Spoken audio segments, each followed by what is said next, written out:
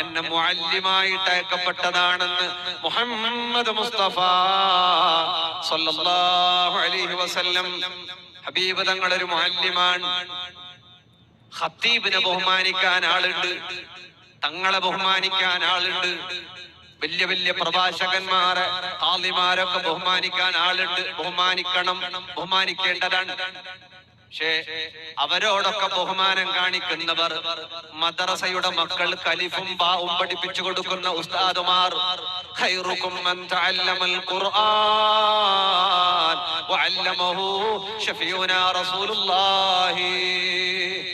നിങ്ങളിൽ ഏറ്റവും ഖൈറായവർ ഖുർആൻ പഠിപ്പിക്കുന്നവരും പഠിച്ചവരും പഠിപ്പിക്കുന്നവരുമാണ്.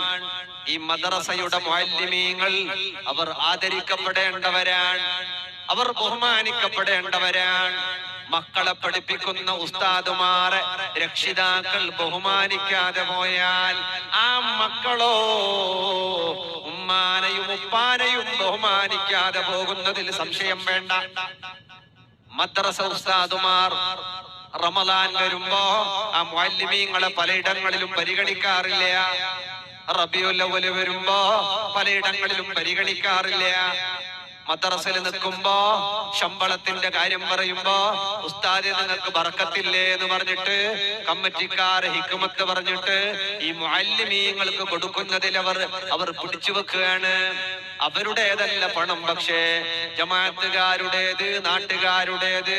ഒരു മര്യാദക്കൊരു കുടുംബം പോറ്റാൻ മതിയായ അത്രയും ഒരു മുഅല്ലിമായ ഉസ്താദിന് ശമ്പളം പോലും കൊടുക്കാതെ ബുദ്ധിമുട്ടിച്ചിട്ട് അവരെ കുതിര കയറുന്നവർ, അവരെ പേടിപ്പിക്കുന്നവർ, അവർക്കെതിരെ കേസിടുമെന്ന് പറയുന്നവർ, മുഅല്ലിമീങ്ങളെ തരം താഴ്ത്തുന്നവർ ഒരിക്കലും അത്തരം ആളുകൾ രക്ഷപ്പെടാൻ പോകുന്നില്ല.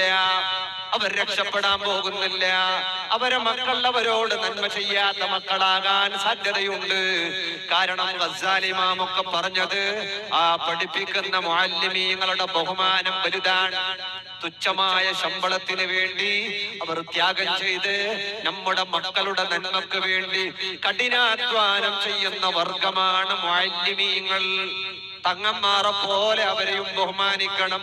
നീ തങ്ങളെ ബഹുമാനിക്കുന്നത് അള്ളാന്റെ റസൂലിനോടുള്ള ഇഷ്ടം കൊണ്ടാണെങ്കിൽ, നീ ആലിമീങ്ങളെ ബഹുമാനിക്കുന്നത് ഇഖ്ലാസോട് കൂടെയാണെങ്കിൽ അതൊക്കെ വേണം, വേണ്ടെന്നല്ല. നമ്മുടെ നാട്ടിലുള്ള മുഅല്ലിമീങ്ങൾ, നമ്മുടെ മക്കളെ പഠിപ്പിക്കുന്ന ഉസ്താദുമാർ, അവരെയും കണ്ടറിയണം, അവരെയും ബഹുമാനിക്കണം, അവരെയും സഹായിക്കണം. അല്ലാ ഇൽമ പഠിപ്പിക്കുന്ന മുഅല്ലിമീങ്ങൾ, അവർക്ക് നീ ഖൈർ നൽകണം അല്ലാ.